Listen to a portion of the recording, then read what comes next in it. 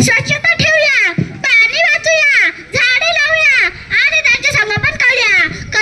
वेळेवर शाळेत जाऊया, मन लावून अभ्यास करूया. मोबाईलपेक्षा पुस्तकांना आणि खेळांना जास्त महत्त्व देऊया.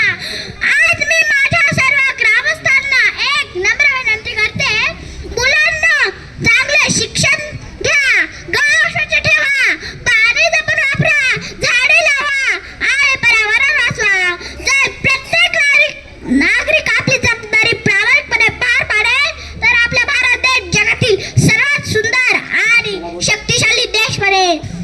चला, आज स्वातंत्र्य दिनाच्या पवित्र दिवशी आपण सर्वजण एकत्र संकल्प करूया. स्वच्छ भारत, सुरक्षित भारत, हरित भारत आणि विकसित भारत घडवण्यासाठी